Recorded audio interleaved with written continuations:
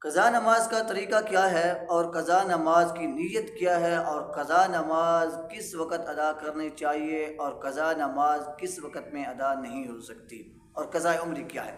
قضا نماز کا طریقہ وہی عام نمازوں والا طریقہ ہے، اس کا کوئی علیحدہ طریقہ نہیں ہے۔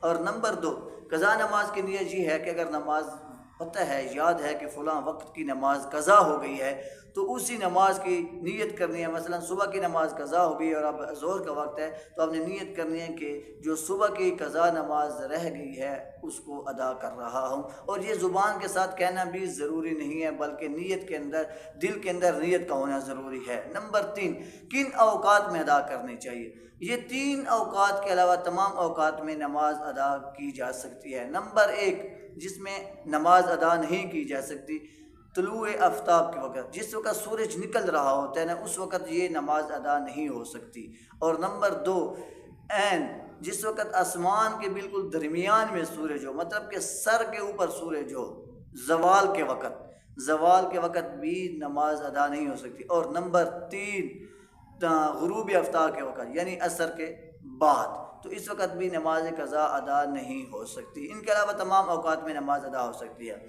اور کس وقت نماز قضا پڑھنی چاہیے؟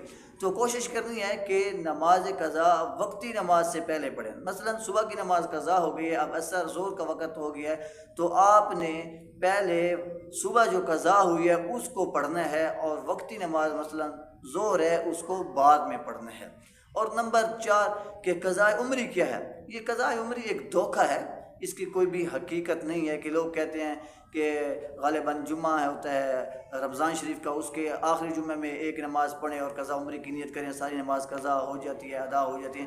تو یہ سارا جھوٹ ہے، اس کی کوئی حقیقت نہیں ہے۔ قضاء عمری کچھ بھی نہیں ہے، یہ ایک کچھ لوگوں کا دھوکہ ہے۔ اس کے ساتھ کوئی نماز ادا نہیں ہوتی۔ ایک نماز جو آپ قضا کریں گے اس کے ساتھ ایک ہی نماز ادا ہوگی، باقی نمازیں آپ کے ذمے باقی رہیں گی۔ اور آخر میں کہ جس کی جتنی بھی نمازیں قضا ہوئی ہیں وہ توبہ بھی اپنے اس گناہ کے اوپر کرے، کیونکہ نماز کا چھوڑنا وقت کے علاوہ دوسرے وقت میں پڑھنا بھی گناہ ہے، تو اس گناہ کے اوپر بھی توبہ کریں اور اللہ آپ کو انشاءاللہ معاف کر دے گا۔